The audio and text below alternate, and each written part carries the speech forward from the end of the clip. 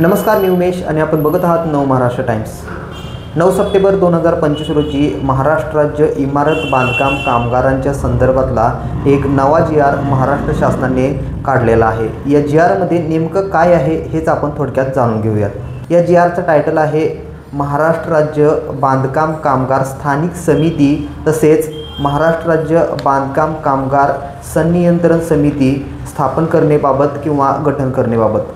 तर या जो काही जी.आर. आहे या जी.आर.च्या अनुषंगाने आपण बघितलं तर ही जी समिती असणार आहे ही 6 व्यक्तींची समिती असणार आहे। या 6 व्यक्तींपैकी या समितीचे प्रमुख अर्थातच अध्यक्ष हे स्थानिक आमदार असणार आहेत। महाराष्ट्र राज्यातील ज्या काही विधानसभांचे सदस्य आहेत हे सदस्यच त्या ठिकाणचे स्थानिक समितीचे हे अध्यक्ष असणार आहेत। अर्थातच त्यांचा पूर्ण कंट्रोल आहे या बांधकाम कामगारांचा। हा कंट्रोल आता या आमदारांच्या हातात असणार आहे असं सुद्धा थोडक्यात आपल्याला म्हणावं लागेल। त्याचबरोबर आपण या बांधकाम कामगार समितीचे उपाध्यक्ष असणार आहेत किंवा सह अध्यक्ष असणार आहेत। हे कामगार मंत्री जे असतील आपले महाराष्ट्र राज्याचे कामगार मंत्र्यांची जी काही शिफारस ज्या व्यक्तीला मिळेल ते व्यक्ती म्हणजे हे सह अध्यक्ष असू शकतात। त्याचबरोबर या ठिकाणी बघितलं तर 3 सदस्य असणार आहेत। यामध्ये पहिले सदस्य असणार आहेत ते तालुका जो आहे या पूर्ण तालुक्याचे जे काही कामगार असतात या पूर्ण कामगारांपैकी एक पुरुष कामगार हा या ठिकाणी सदस्य राहील।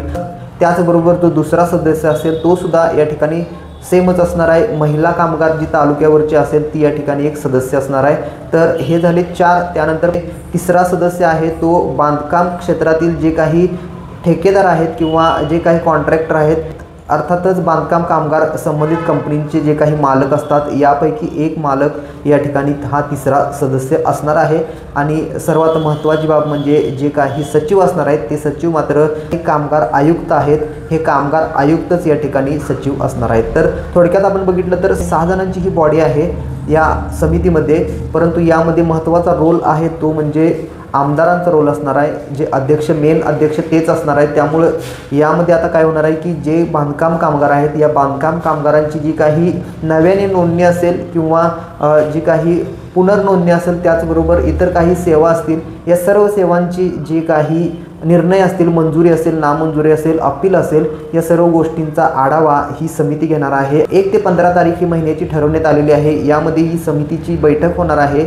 या बैठकीला 3 व्यक्ती उपस्थित राहिल्यानंतर सुद्धा ही बैठक पूर्ण होणार आहे। तर या समितीच्या बैठकीमध्ये काय होणार आहे तर जो काही कामगार नोंदण्या झालेले आहेत नवीन या सर्व नोंदण्यांवरती आढावा घेतला जाणार आहे। त्याचबरोबर ज्या काही नामंजूर ज्या काही नोंदण्या आहेत यांना सुद्धा इथून पुढे 30 दिवसांचा एक अवधी देण्यात येणार आहे ज्यामध्ये अपील करता येणार आहे की माझा अर्ज आहे तो नामंजूर का करण्यात आलेला आहे। त्यानंतर या ठिकाणी जे काही अधिकारी आहेत यांच्याकडून या समितीकडे हा अहवाल जाईल आणि यानंतर हा जो काही नामंजूरचा अर्ज आहे यावरती सुद्धा काहीतरी निर्णय घेता येईल।